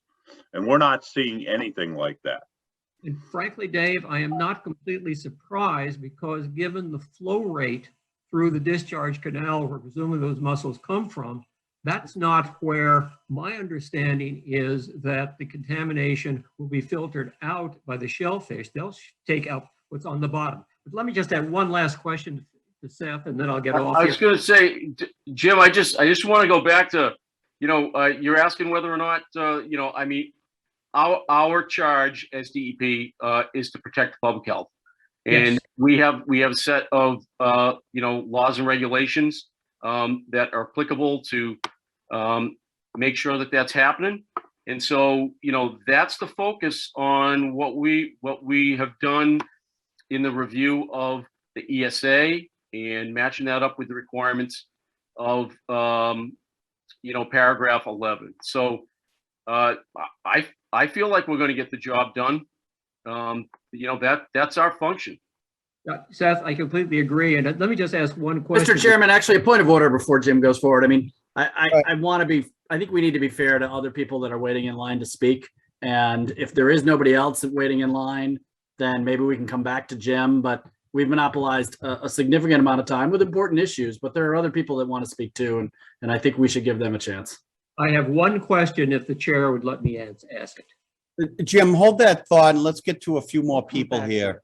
I get the opportunity to come back, John. Jim Cantwell, is your hand up again? Cantwell's, don't see it. Jim, are you all set to? Mr. Chairman, I think for sake of time, I'll just send you, I'm thinking for a future agenda item, just talking about safety at the plant. But we honestly, I think this discussion is staying focused here on the discharge. So that should be, and I'll just send to you questions that were raised to us by the Duxbury Board of Selectmen that perhaps for a future NDCAP meeting can be addressed. So I would defer to others.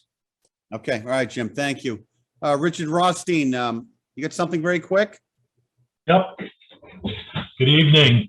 I want to address Pine's question, and Jack touched on it a bit, and then I have a question for Seth. And regarding tritium discharges, if there was an evaporative process going on, you just need to delineate between washout of the atmosphere, which could take place right around the plant of tritium or any other air contaminant, and assuming tritium, if it's hygroscopic or has an affinity to water, either getting physically reabsorbed or adsorbs on the surface, the bottom line is that it could wash out right near the source, and therefore the runoff could get to the bay or elsewhere, as opposed to a rainout process where air contaminants, whatever it may be, are part of the rainfall formation process, which could take place many tens of kilometers or miles or hundreds of miles away. So obviously, one could say the solution to pollution is dilution in terms of distance. So I just wanted to make that clarification. It's been a while since I've done physical atmospheric chemistry, but it's kind of off the top of the head here. And just a question for Seth. I'm just trying to get a little more of a regulatory handle, since NRC has jurisdiction regarding regulating radioactive substances and discharges of Pilgrim waters. And I'm just curious if there are other contaminants that are contained in the water that Holtec was considering to potentially discharge into Cape Cod Bay. I'm assuming that the DEP would have the NPDES regulatory authority along with EPA, such that if those substances were of such a quantity and they couldn't be readily or easily removed technically or cost effectively from the water, that the EPA and Mass DEP would have the regulatory authority to reject Holtec's request to discharge into Cape Cod Bay. Is that my understanding? So the easy answer to your question, Rich, is the facility has to comply with its NIPDES and its surface water discharge permit. That's the easy answer. They hold a current NPDES permit that's issued by EPA. Mass DEP co-signs it as a surface water discharge permit. It's basically the same permit, and they have to meet all those requirements. So therefore, since over the last, I don't know, decade, 2, 3, 4, whatever, that Entergy at the time was discharging radioactive and maybe whatever other substances were in the water discharges into Cape Cod Bay within this NPDES permit and anything NRC had authority for. Yeah, so just a point of clarity. So there was a NPDES permit issued back in January of 2020, Rich, which is the one the facility is subject to now. Okay. There was a previous one before that that's no longer in place. So whatever was allowed in the past is not applicable now. So you're basically getting back to my second. The new permit is applicable to the facility. Yep. Okay, but the DEP and EPA would have the regulatory authority if the substances, any other substance other than radioactive substances, could potentially be above what's in that new permit to have the authority to make a regulatory decision there. That's what I believe you're saying. Right. Whatever is in that permit that's identified as a pollutant and has a limit. Okay. Yep. Thank you. Richard, thank you. Next up is Diane Turco. Hi, everyone. Hey, I just want to say that we had an awesome speak out, and I don't know why this. Oh, that's because I'm in the Plymouth Town Hall, and it's Somebody else. You're gonna have to do something to rectify that, or we're gonna have to move. We're actually in your room. I miss you. Anyways, Jack, I agree with you. We need to know what's in that water. Why don't we know? Oh, God. Can I answer that? Mhm. They don't know because they're not done using it, and they can't test it till they're done using it. And once Okay. they're finished using it, Good. they All right, will. so that answers another question. This water is very, very different than the water that would go out the discharge channel when Pilgrim is operating. It's probably very highly radioactive. It's used as shielding during the dismantlement of the radioactive parts. Is that correct? Is that a question? Yes.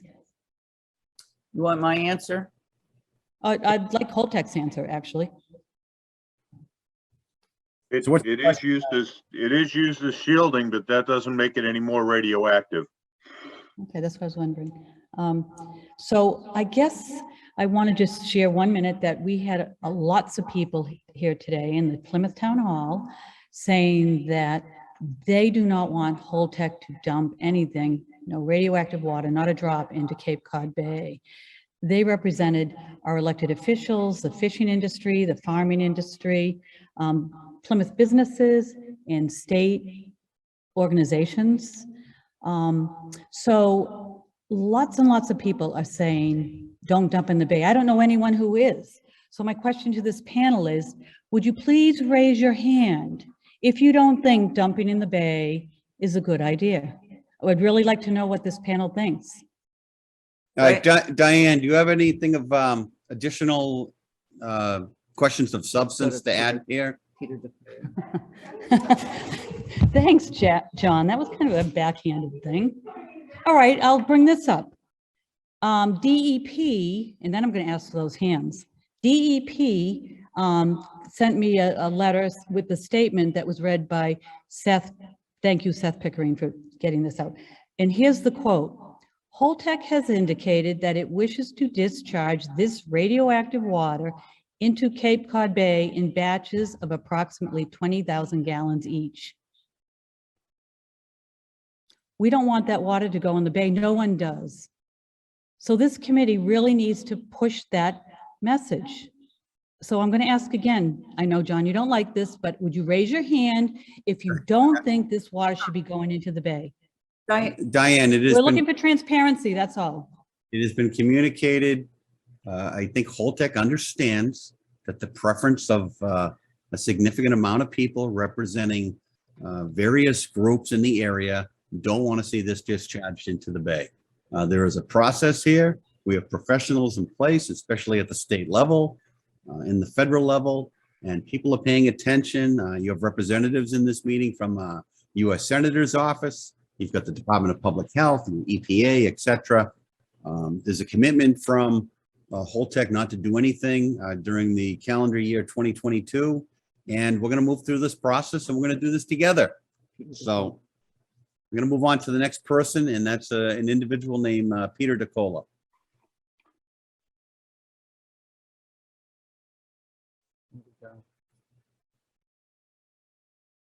Peter, you there? Disappeared. Okay, try Mary Wagon. Try Mary Wagon. Mary Wagon?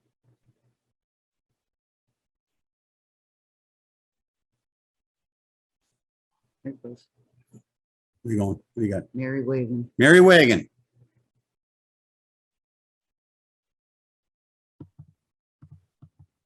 Can't. Try again. Hi, can you hear me? Miss Mary? Yes. Yeah, this is Mary Wagon. Can you hear me? We can hear you, Mary. Go ahead. Great.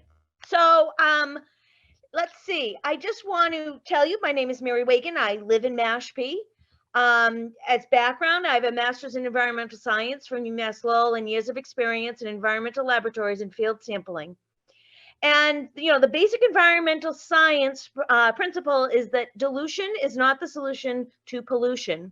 And a basic principle in environmental ethics is to prevent and avoid widespread disbursement of contaminants. If you're looking for an innovative and ethical response to this proposal and method to deal with this contaminated water, you need to contain it and protect it from general disbursement into the environment. So you want to avoid dumping it out of the facility into the waters of Cape Cod Bay, and you want to avoid that evaporation transpiration model that you're looking at. So that's basically, basic environmental engineering 101. Okay. The other thing I wanted to let you know is that on January 24th, the town of Mashpee voted to go on record as opposing Holtec International's plan to discharge the 1 million gallons of radioactive water from Pilgrim Nuclear Power Station reactor and vessel into Cape Cod Bay. There's a letter that they're preparing, and I will make sure your committee gets it. But I want to let you know that each town on Cape Cod has been approached to likewise declare their opposition to this. I think that you're going to see every single town, all 15 of us, vote against it or have a citizens petition on our spring town meetings. So that's all I have to say today. Thank you for your time. This was my first meeting that I came into, and I'm sure it won't be my last. Thanks. Mary, thank you very much. Hope to see you at Plymouth Town Hall at the end of March. Betsy Smith. Betsy Smith, we have time for one more. Oh, I'm the lucky one tonight. I'm Betsy Smith. I live in Brewster. I went to the first couple of meetings up in Plymouth. We carpooled a bunch of us because it's not in our neighborhood, but shellfish are in my neighborhood, not Duxbury oysters, but Dennis oysters and Brewster oysters and Wellfleet oysters. And I want to be able to continue to eat those oysters without worrying about them. I am a little bit younger than Mary. I am about to turn 76 next week. I have been to hundreds of meetings in my life, some of which I've chaired, many of which I've gone to. I have never seen 3 proposals that needed a second not have a second. And to me, what that means is that this committee does not want to go on record as agreeing to having more frequent meetings, which I am in favor of having longer meetings, which I am in favor of, and to having more time for me, the citizen, to make a comment, which I am also in favor of. And so I am really disappointed with what I see as cowardice on the part of the members of this commission who are unwilling to go on record for what they feel is meeting the needs of the citizens. I'm really glad that there are people here from our departmental agencies who are keeping my well-being in the front of their minds. But it does not give me a whole lot of confidence when I don't have time at a meeting to talk. I stopped going to meetings because I never had time at a meeting to talk. And I think that it is not to your credit not to have had anybody second any of Mary's proposals and not to have been willing to go on record on either agreeing with them or opposing them. And so I have a lot more to say, but I won't say it. I have to jump in here, Betsy. Thank you. Got recognized, but I would have seconded them had I been recognized. I seconded each of Mary's proposals. I too agree that it is shameful that nobody else did. I thank you, Henrietta. I don't think I've ever met you, and I obviously can't see you, but it's good to know that there is somebody with you don't have to agree with something to second it. You just have to be willing to put it up to a vote. There are a lot of people in the Congress of the United States of America who are unwilling to put things up for a vote. And this committee is so reminiscent of what is going on the federal level. I am so. Okay. All right. I think that's it for the public section. Where's Gerard? Gerard Martin, I don't want to put you on the spot, but I think it's possible that you might have something of value to add to this meeting. So before I ask for motion to, adjourn. No, we have another agenda item. Oh my here. God, there's another agenda item? Yeah. You got anything to add here, Gerard, especially with respect to the regulatory process? You have experience here, and as we move through 2022, and obviously the significant issue facing this commission will be the 1 million gallons. Well, again, I mean, to reiterate what has been said so far tonight, under the NPDES and surface water discharge, radioactive compounds are not considered pollutants. We would be looking at data for that water to see if it complies with the discharge requirements before we would allow anything like that to happen. Insane. It's insane. Okay. All right, Gerard, thank you. You're welcome. You can ask this Peter DeCola. He couldn't talk before. We're going to ask one more person from the public if they want to speak. His name is Peter DeCola. Peter, are you there? Thanks. Can you hear me now? Yes, go ahead. All right. Mission accomplished. I spent all my day on video calls. I'm not sure why I'm not better at this. My apologies. Thank you and good evening. I'm addressing the panel tonight in my official capacity, not as a member of the public, but as the superintendent of Stellwagen Bank National Marine Sanctuary. And I appreciate all the information provided tonight, and there's certainly plenty to go through here and the challenges before the panel. I'm grateful for all the options that are still on the table and that nothing's been done yet, and we'll take our time and make a decision. I'm also grateful for the board members' concerns over impacts to marine life. And I'm looking forward to getting a better understanding of the science behind the decision-making processes, the environmental monitoring plan in place to assess the impacts of these actions throughout Cape Cod Bay, and how the discharge of radioactive water might impact delivering marine resources of Stellwagen Bank National Marine Sanctuary. That's all I have. Thank you very much, and have a good evening. Peter, we appreciate it. Thank you. All right, where are we going next? So the agenda item is next meeting, future agenda. What? All right, so obviously, I've been talking to NRC and EPA and DOE. Who didn't want to talk to? I'll turn over the laptop to Pine in a second, but in a perfect world, we're going to get back to a hybrid meeting, God willing, towards the end of March. Those of us who feel comfortable will show up into the Great Hall at Plymouth Town Hall. Those who want to, obviously zoom in, are still entitled to do so. And, maybe this will alleviate some of the problems that some of these, the public, quote unquote, concerns have with respect to participation. It's my intention to put, so on the first agenda item, we will put Ms. Lampert's request back on the agenda first thing when we lead off roughly 60 days from now. Then she can get her second and we can discuss each one of those motions, thoroughly. And then after that, I'm going to turn it over to Pine because she's been working on a few potential agenda items for the next meeting. And I also thank you, and I would like to just point out that there are many of us here who are citizens. This is not a regulatory panel. This is not a panel with any authority. This is a search and learn panel so that we can share information with the public that's actually information. We know there's a lot of fear and a lot of concern that has grown over 50 years of experiencing things that have gone on at the plant. There's a different team in town that is dedicated to cleanup. I think they've demonstrated that they want to do a good job. And I think it's the mission of the panel to make sure to help them do the best job that can be done.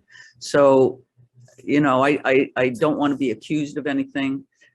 It's not easy to manage a discussion like this.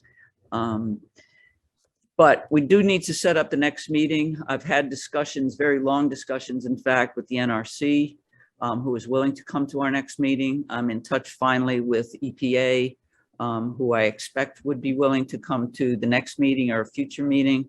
I think that the issues there have to do with the regulatory divides, if you will, between what the EPA can do, what the NRC does and doesn't do, and what is and isn't covered. And part of that has been brought up tonight in terms of you know, the aquatic life cycle. There is stuff that we don't know. And I've just gotten back in touch with a manager or a higher staff person over at the Division of Marine Fisheries, who's been monitoring Pilgrim for probably 30 years, who is willing to have discussions about what's going on. I believe he's working with the IWG. I think we can learn from these people. This is what we want to do. We want to learn about whether there is contamination in the oysters so that the fear that there might be doesn't destroy the business. If there's contamination in the oysters, we want to know, and everybody wants to know. But if there's not, we don't want to say there is. And we need to have the science, and we need to have the proof, and we need to do the due diligence in order for any of us to have any sense of clarity, understanding, or confidence. I know Holtec wants that. I know the regulators want it. You know, I know Gerard Martin wants it, and I know Jack Priest wants it. I don't know Seth enough yet, but I'm willing to bet that he's here only because he wants that too. So, so anyway, next meeting, you want to hear from EPA, you want to hear from NRC, you want to hear from the public for 3 hours. What do you want to do? Can we have some input here tonight? If you have it at the top of your head, or can you please get it to me? Because unfortunately, it takes quite a bit of time to organize these meetings. Yeah, Pine, this is Dave. I'll jump in. I mean, I think that the Department of Fisheries makes a lot of sense. You know, let's have some science in this discussion in addition to what we've already heard. I was always also struck by some quotes in an article. I think it was written in the Provincetown Journal or the newspaper about Woods Hole, and a scientist there that had some perspective. And I think they bring a lot of credibility as well. And that might be also another opportunity to share perspective on what the potential impact could be. Yeah, I saw Here, that. here, here, here. Yeah, that's great. Fine, am I acknowledged? Yes, Mary, go ahead. Any other Yes. agenda In items? talking about authority, Pine mentioned NRC, mentioned EPA. I would also like to have Seth Schofield on the authority of the state, because there are 3 players here. And I would not like only to hear from EPA and NRC. I think we have to have clarity from the AG's office, and Seth Schofield would be a logical one, on what specific authority the state has. And thank you for the suggestion about the guy from Woods Hole, because currents are very important. Great. Okay. Anyone else have any in the, John, is your hand up, Viveros? Not lower. It's not. No, Okay. it's not. Somehow my hand got raised and I haven't figured out how to put it down yet. Thank you. Okay, thanks. Anybody doesn't have any other input with respect to agenda items for the meeting in late March, you can always email myself or Pine, and we will certainly put it on. Sooner than later. Okay, is it correct to take away that the focus is going to be on the water disposal issue? Is that correct? And there's going to be a quickie about the motions we didn't get to tonight. Yep, that's the first agenda item. After attendance minutes, it'll be Mary, and we can come back and revisit your 3 motions. We'll discuss that openly, God willing. And then it's all water disposal. It's information on the marine environment and and impacts from contaminants.